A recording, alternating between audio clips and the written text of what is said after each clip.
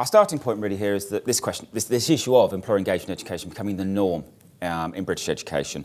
You go back 50 years. Does anybody remember the Newman Report, 1963? Introduced the concept of work experience.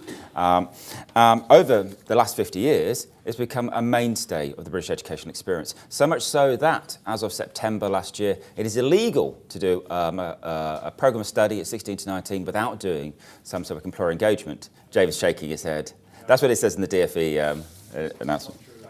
Oh, well. Well, not illegal, but that's dramatic effect. But it's a requirement. Yeah. Expectation. It was expectation. An expectation, any which way. And our debate is actually about what should it be. Should this requirement or expectation be at 16 plus or pre-16? But also, so not only in this country, many other countries are looking at employer engagement in education as something which should be systemised within schooling, and you can see the OECD is well behind that and well behind that sort of movement. Why do it? Well, why are our governments choosing to do this? Well, actually, if you read the policy papers, often it's a little bit vague about why they're doing it, but there is certainly an underlying assumption that this is not so much about a device to improve academic attainment or learning outcomes within traditional schooling, but has relevance to the later labour market. And so it's about, the reasons the government's are pushing this is to improve the labour market prospects of their young people. And we've heard just previously some new research which suggests, that does happen. Here are some other studies which have looked for evidence of employment boosts for young adults linked to the extent of their teenage engagement in the workplace, whether that's school-mediated. In the first 4 US studies there, which looked at wage premiums 1 to 6 years later on. The piece which Christian and I published in the Journal of Educational Work, there's a copy of it at the back, which found wage premiums up to 18%. The forthcoming piece in the Routledge collection, which is going to come out in May. But also people have looked at part-time working and sort of networks which involve people in the workplace in different contexts. And where it's been looked for, the literature does tend to say, well, yeah, there is these boosts. They do exist. But when you dig into this question of why we might see this effect, things get a little bit vague. Something to do with improved career awareness, something to do with developing skills. Often, not a lot of time and energy is spent on this. And as a background, this is something which has driven a lot of my thinking and the thinking of Julian Stanley, who I collaborated with, in trying to think about some of the broader sort of conceptual ideas around understanding how people live their lives and gain access to economic advantage. And within this, there are multiple theories and lots of sort of like noise, but there are 3 sort of like really core theories of change that people can sort of like build their human capital, they can build what's called social capital or cultural capital, and these in different ways can have an influence on the sort of outcomes which people might expect later on. And so this is actually Julian's sort of like fine sort of like chart. From the piece which appears in the Routledge collection, which comes out in May. And there's a lot of stuff going on here, but the basic point is that you can kind of see the way that preceding people come into their educational experience with different levels of social capital, and I'll explain what we mean by these terms, cultural capital and human capital. They influence and interact with the whole of an educational process and can sort of come out the other side.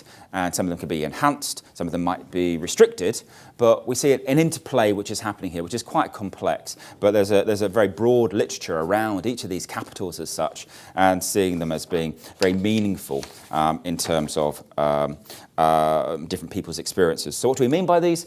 Well, in terms of human capital, what do we mean in terms of what sort of things we would be looking for if we were to try and find evidence of the human capital being an element within a young person's employment boost?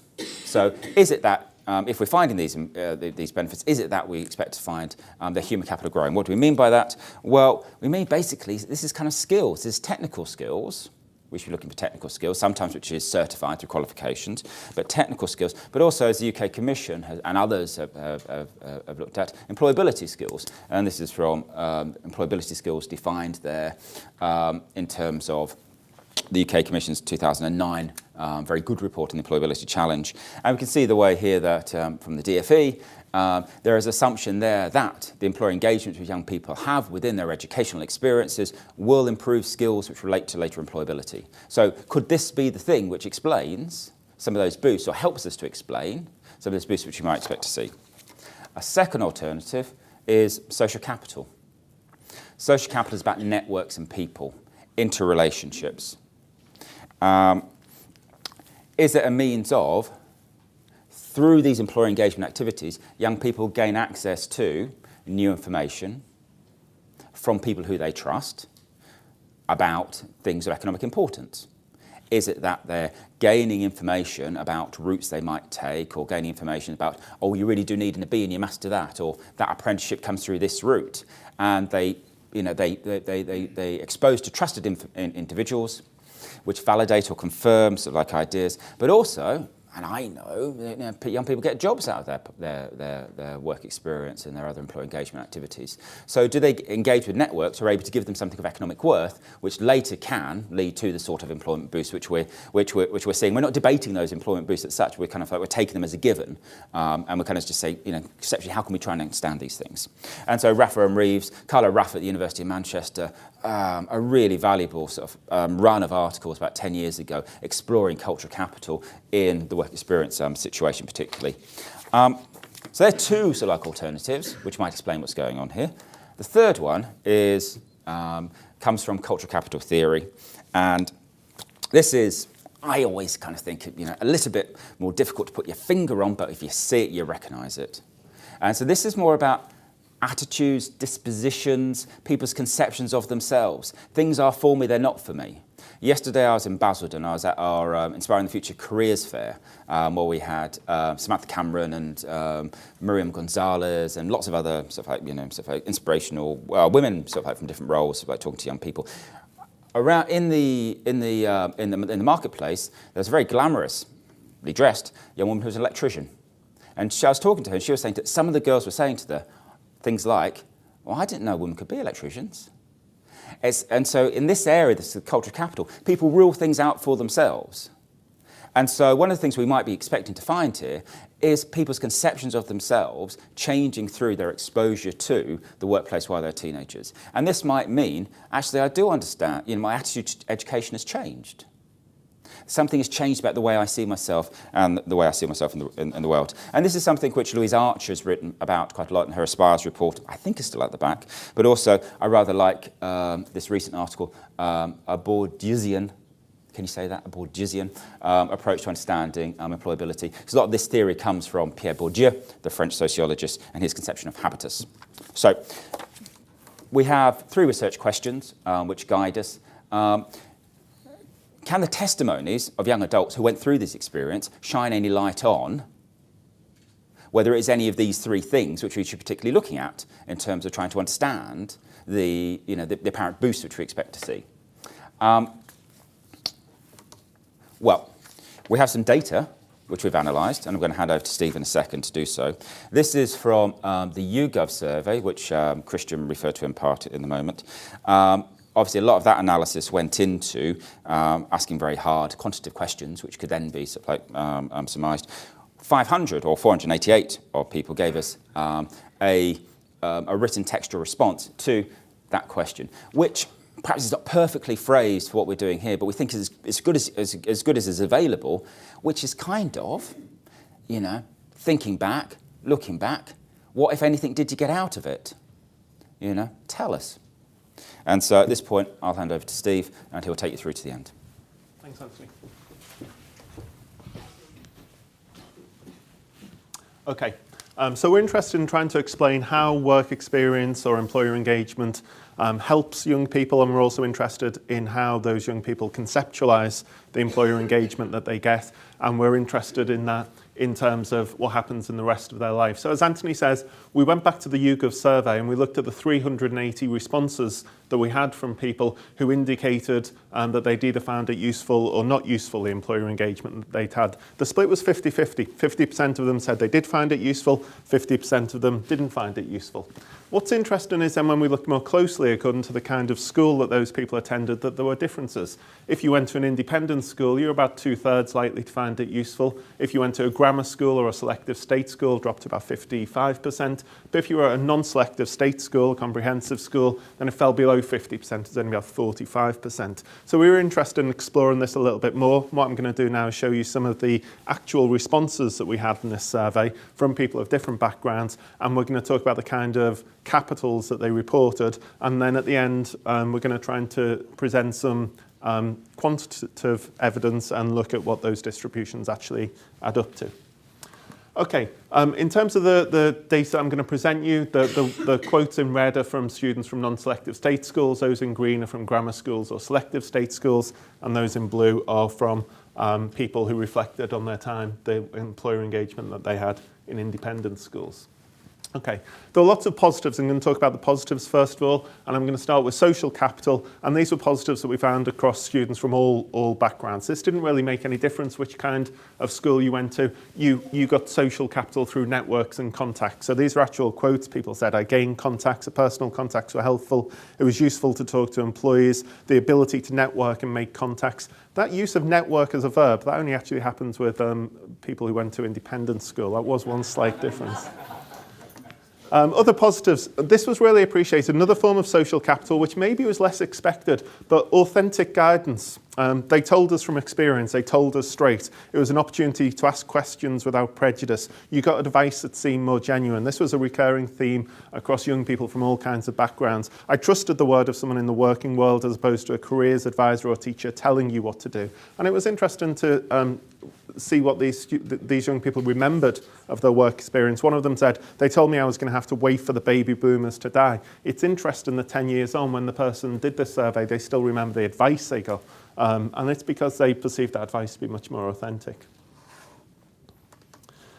In terms of cultural capital, as you'd expect and as other people have talked about, there's enhanced personal confidence. So young people say making you feel more confident, helped a lot by boosting my confidence, they helped develop my confidence, the excitement of being independent. This is a kind of cultural capital because it's about confidence and personal development. We found human capital in terms of links to higher education, but we tended to find that this tended to cluster around selective schools and independent schools and grammar schools. So a lot of young people reflecting on their employer engagement said it helped me to gain experience, which I used in my university application, helped me to get into university, it gave me a context for what university courses you should look for, helped me to prepare better for my interviews for university, and helped me when I actually went on to a degree.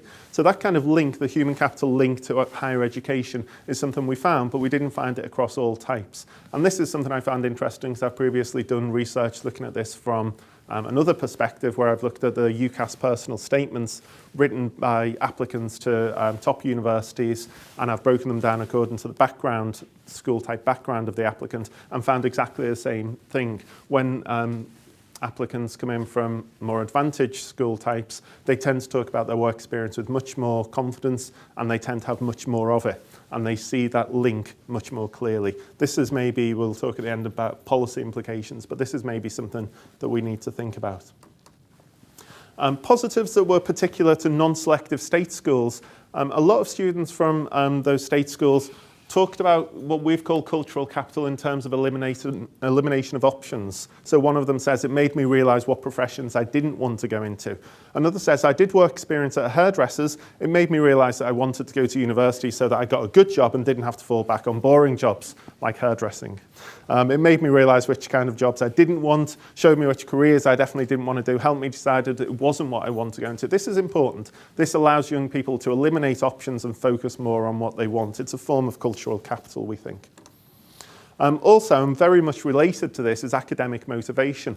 This was almost entirely something we found when we looked at the non-selective state school young people, but a lot of them said my work experience placement made me determined to work hard in education and aim for a worthwhile job. I found my work experience horrible, which is why I made a better effort to get a better education and a better job, or it just stopped me from leaving school early. And again, this is a really important positive feature of work experience and employer engagement that isn't always recognised and seems to be particularly connected to people from non-selective state schools. The independent school children weren't motivated in this way. There were positives, though, that were particular to independent school young people. And these are interesting because, again, they may have policy implications. In terms of social capital, those from independent schools were very aware of the access that their work experience might give them to advantageous labour market experiences. So one of them said, following my work experience placement, I obtained permanent part-time work at the same business, and this steady job helped me as a stepping stone into the working world. You often get phrases like launchpad, stepping stone with the more advantaged young people because they can see their whole life course narrative more clearly, and they're able to conceptualize the employer engagement they have in terms of what they want to go on to next. Another one says, it definitely helped me get summer internships during my degree, which will give me an advantage in the job market when I finish. So they're much more able to connect the dots of their life experience. I mentioned before that we tried to analyse all of these statements that we received in terms of the different kinds of capital that were involved. This is how we did it. We asked Katie Morris to help us with this, and we broke down all of the statements. First thing to notice is that human capital compared to social capital and cultural capital is very low. So the DFE assumption that Anthony talked about before, that young people get the skills they need to enter the labour market when they have employer engagement, they have work placement activity, really wasn't borne out by our data. Very few students said, I learned these skills and that helped me to get a job. In fact, most of the human capital is the one that we tagged according to entry into higher education. Social capital is more of a factor. There's more social capital involved. And this is the one where the difference between school type is most pronounced. So those at independent schools seem much more aware and able to draw social capital from their employer engagement than those from other school types. It's partly because they conceptualise things differently. It may be partly, of course, because the quality of their work placement is different. I'll come on to that in a moment. But there is a big difference there. In terms of cultural capital, growing in confidence, that's something that all young people from all backgrounds seem to benefit equally from, and usually to quite a high amount, about 1 in 3 students from all categories referred to cultural capital. There were some negatives, and these were across school types. People complained about a lack of relevance. As you'd expect, it wasn't the field I wanted to work in. One said, I worked in a bookshop doing the jobs no one else wanted. This did not affect my decision to become a diagnostic radiographer. Another put envelopes into a solicitor's and then went on to do a PhD in astrophysics. So this was a complaint that we found a lot. Also, the issue of understimulation or even exploitation was something we found, but this didn't crop up with the independent school applicants. But a lot of the non-selective state school young people said things like, the only work experience I had when I was 15 was at Woolworths, it was rubbish. Another worked in a fast food outlet, and people said it was more an excuse for somebody to have somebody to work for them for free. So this criticism comes up again, which we'll talk about in terms of policy implications later. Wider issues which I thought were interesting and which maybe we couldn't fit into the theory quite so well. Students from non-selective state schools, one of them says, I gained very little from the types of employer contact we had because they were very much targeted towards people who weren't academically capable and wouldn't be going on to university. Now, that wasn't a point made by any of the young people who'd attended more advantaged schools. Another one said the work experience focus was on vocations, not on the professions. Someone else said, I gained nothing because those who visited us were all from the army. And the fourth point is an interesting one which I hadn't thought of. A couple of people said misbehaving children were given the opportunity to do more placements so they could build up their CV, and this often left well-behaved children feeling like if you were misbehaved, you were rewarded. So there's a really acute awareness with some of the young people who went to non-selective state schools about how the system operates structurally, who benefits for it, and that really does affect the way they conceptualise the work experience and maybe doesn't allow them to see the opportunities that are there so much. Okay, so in terms of theoretical perspectives, these are the perspectives that Anthony and I were reminded of when we looked closely at the data. Life course analysis, there's a lot of theory about how people join up the dots in terms of what goes on in their life. And what we found is that not all young people are equally equipped to deploy their work experience as a launch pad. Some of them are. Some of them very much see it as a launch pad. Others need more help. And I think if there's one thing in terms of policy that we draw out of this, it's that young people, particularly those from less advantaged backgrounds, need help trying to We need more help trying to conceptualize the employer engagement they have and trying to work out what to do with it and how to use it. There are differences between what are called social capital donors and the people who provide the social capital, and this was reflected in the graph I showed you before, with social capital being twice as common in those from independent schools. But there are differences between those who provide resources, and that changes the way you conceptualize the employer engagement. There's also evidence of what could be called class matching or class reproducing activity, which Hatcher and Legale talked about in a great paper in 2008. But there's a recurring perception in the data that school-mediated employer engagement doesn't focus on academic routes and tends to operate outside of the profession. So Hatcher and Legale talk about children in very disadvantaged schools choosing their work experience options according to bus routes. In other words, they go for local choices and they limit their horizons very much. And we did find evidence of this in the data as well. In terms of the usefulness of Bourdieu's theories of capital, we think that they are useful to an extent, but maybe what we're finding is sometimes more subtle and more nuanced. The issue of authenticity is really a big one. These are trusted routes to social and cultural capital. So we've got this strong, widely shared perception amongst the people who responded to the YouGov survey that workplace staff communicate more directly and truthfully about labour market realities. They trust them. They don't always trust the career advisors. They don't trust their teachers, but they have these trustworthy reciprocal social relations with the people they're involved with, the employers. There's also this interesting idea of game-playing insights. Bourdieu talks about having the skills necessary to play the game, to enter higher education or to enter the job market, the kind of invisible cultural capital or socialised human capital. And the accumulation of this invisible human capital is much more common than direct technical skills. So when these young people do their employer engagement, their work experience, they're not learning skills which will be useful when they get a job, but they're learning the invisible skills of how to speak to employers, how to play the game to get them into higher education or to get them into the career that they actually want. And also, the other thing we've flagged up is the idea of elimination and motivation, particularly amongst state school young people, this negatively accumulated cultural capital, because they've got the confidence to reject some vocational options, and often they re-engage with academic routes because they see what the job market's like through their work experience and they decide it's not for them. And I think that's a particularly important positive that state school children seem to get out of employer engagement. Policy perspectives, Anthony, would you like to finish up? Just very quickly, we had a bit of a reflection about what we thought this might mean. I think the question about sort of employability and technical skills, clearly this evidence would suggest just can't be assumed.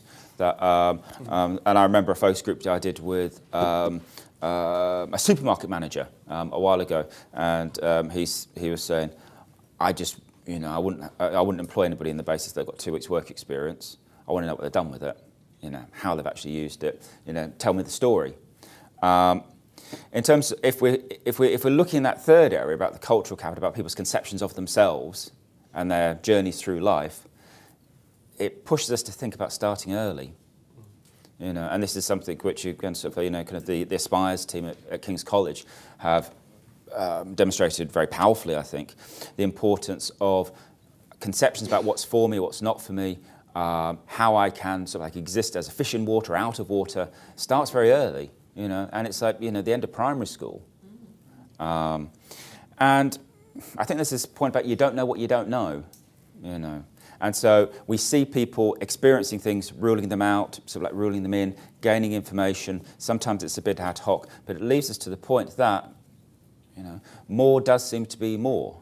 That, it is a bit like throwing mud at the wall. That the more mud you throw, some will stick, and the stuff that sticks will be important. The stuff that falls to the ground, well, that's okay, but you have to throw it all in order to get some to stick, which suggests, higher volume interventions, sort of multiple experiences, allow people to explore for themselves and see themselves in different potential situations, and that then in turn influencing a greater sense of agency as they plot their own lives through what, as Alison showed us this morning, is a very tough world for young adults. So that's... Thank you. Very much.